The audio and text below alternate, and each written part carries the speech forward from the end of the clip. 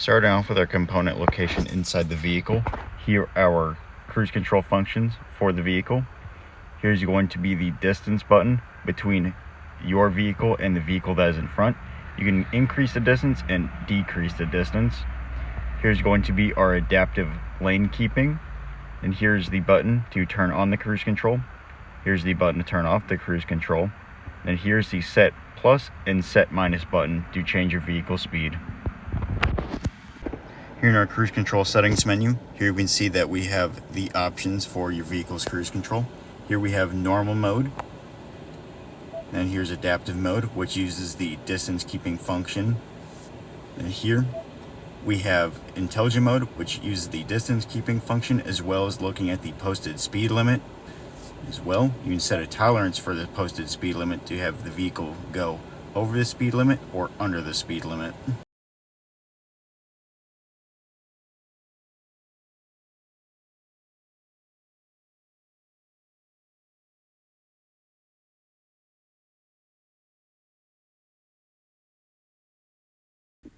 Looking at our wiring diagram here for our adaptive speed control, down here we've got our cruise control module. Over here we have our imaging processing module A, our camera windshield defrost heater, and our body control module.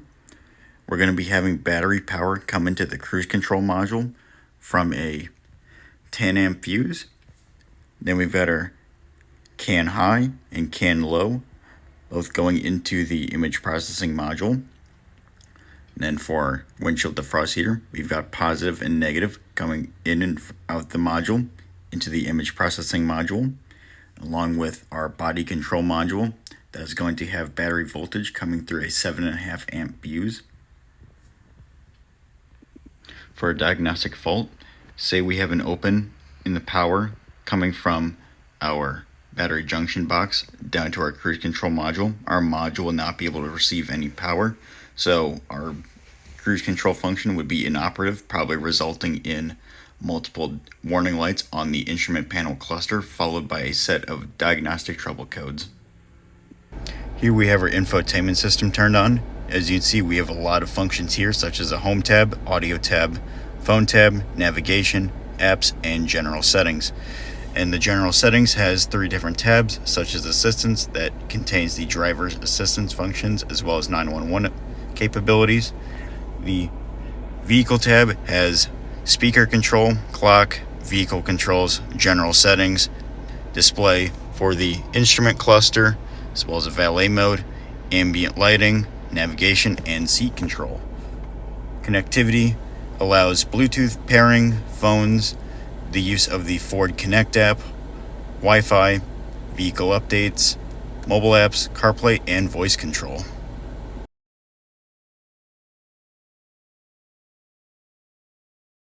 Taking a look at our wiring diagram here we have our Sync 3 system.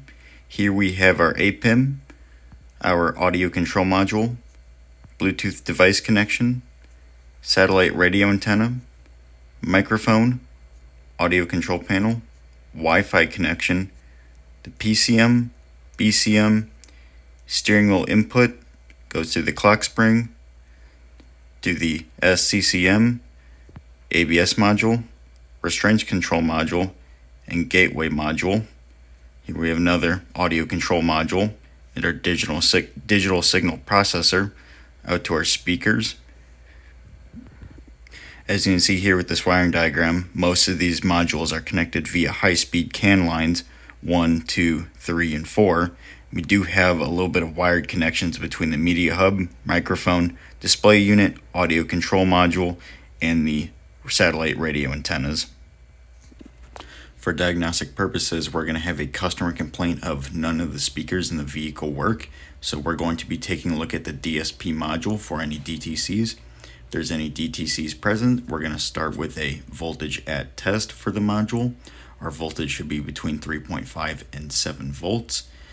If so, we're going to take a look at the module configuration and possibly reprogram the module. If our fault is still present even after reprogramming the module, we're going to take a look at the bus cable that is connected to the module, and so that is going to be replaced to see if that fixes our issue. And if the replacement bus cable does not work, we're going to take a visual inspection at the module to check for any corrosion, bent, or broken pins, and clean any corrosion off or replace any bent and broken pins.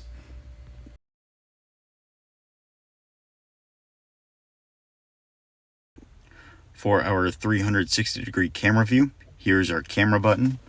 So here, start the vehicle. Once I press this button, you can see here on our display that I have the front camera on as well as the 360-degree cam as well. We have options for just the front camera or a more convex style lens for the front camera. To turn the rear camera on, you have to put the vehicle into reverse. Move the vehicle in reverse. You can see now that our rear camera is on with the 360-degree view as well. Same with the front camera. We have the option of using just the rear camera as well, or a convex style lens for the rear.